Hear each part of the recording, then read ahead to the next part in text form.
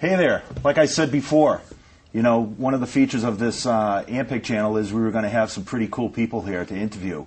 And I'd like to introduce this gentleman sitting next to me.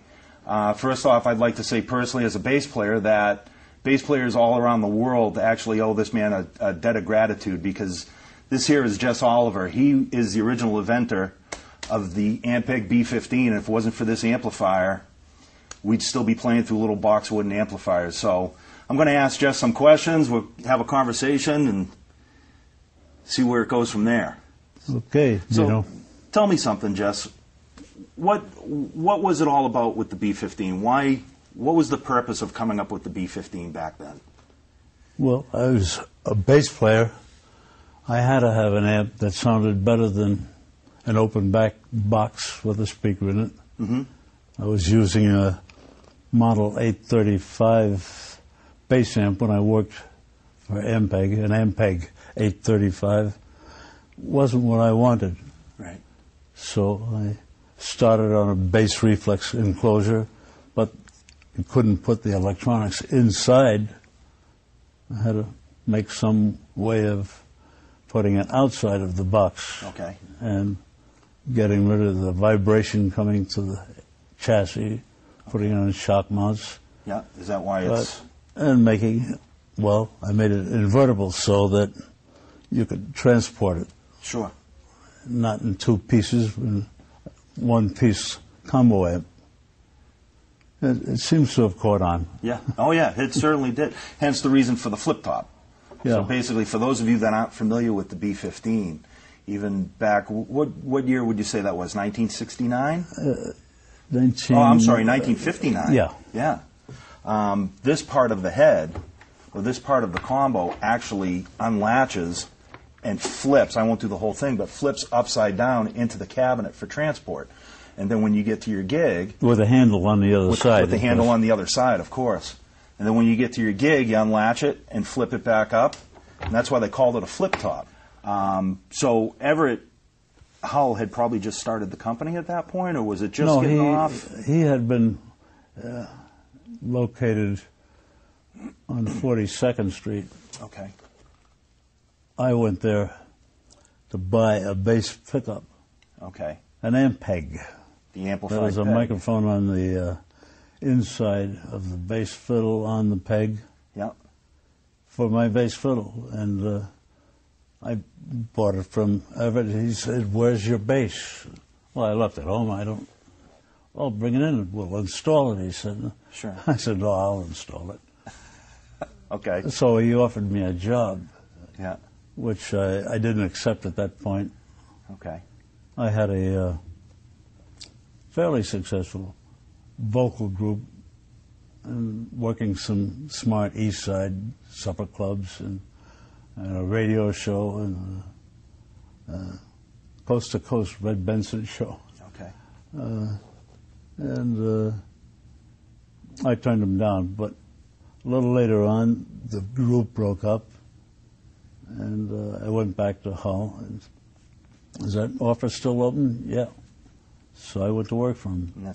There was only 3 or 4 of us in the company at that point. Okay. Now, did he receive your idea on the B15 well, or was it well received when you presented it to him, or? Well, I made a half a dozen of them. Did the woodwork myself on that one. Did you really? On half a dozen? He went to Philadelphia. I think it was 8th Street Music. Okay. And they were a hit. Sure. Came back with a big order. Nice. Nice. Now, was it mostly upright players that were buying them back then? You know, I didn't know. Yeah. I didn't get out of the factory. You were stuck building amplifiers. I know there was a Fender bass existing around that time. Okay. And we made one for Steve Gibson and the Red Caps. Okay. The upright players seemed to be attracted to the SB12 or the B12 and a smaller one. Yeah, yeah. Yeah, I thought it was all bass players upright back in those years, a regular bass was upright. It was an upright. Today, it's horizontal. And what did they call an electric bass back then? It was called the Fender bass. If you looked at the old charts and they wanted an electric bass, it was referred to as a Fender bass. Incidentally, Hull wouldn't allow a Fender bass in the place for testing the amps. Right. I imagine. Yeah. Well, tell me something about Everett. It's rumored that he despised rock and roll. He did. Okay. He hated it. Yet, that's where our business was. Well, we couldn't make enough amps for the garage bands all over the country. Yeah. And they were all rock and roll bands. Oh, sure. Correct me if I'm wrong. Were you the actual inventor of the Ampeg horizontal bass, or did you have? Well, I was working on it at the time I left. I wasn't happy with anything I had done there on the horizontal bass. The pickup, the mystery pickup, and whatever it was. I had nothing to do with it after I left, of course. Sure. But that was that kind of your child at first? At first, you saw a need for it. Yeah. But I hadn't fully developed the pickup. I did the baby bass, and that was so successful as an upright bass. Sure. Next, I tackled that horizontal bass, but didn't finish it. So you started with the baby bass first, doing that? Okay. All right. And both these basses, if you ever run across an original Ampeg baby bass or any of the Ampeg horizontal basses, they're pretty not rare, but they're how can I say it? They're collector's items. They are anyway. collector's items. Yeah. I mean, you see them in music stores with some pretty heavy price tags on them now. So I suggest if you can find one, pick one up. Yeah, Is there anything else that I'm missing, Jess? I mean, I know you had your hands in so many other different Ampeg amplifiers, but I know the main focus was on the B15, where the Jet Rocket, Mercury, Reverber Rocket. I know I was the first one to put reverb in a guitar amp. I beat Fender by 2 years. That's right too. I didn't know that until I read it in Richie Fligler's book on amplifiers. I was working on a couple of other ways of putting reverb in an amp, and they came out with reverb for the hi-fi industry. That was I think it was Fisher. Okay. That was before recording industry had so much reverb in some of the records. You could add it to your record. I bought one of those. Hey, that'll work in a guitar amp. Yeah.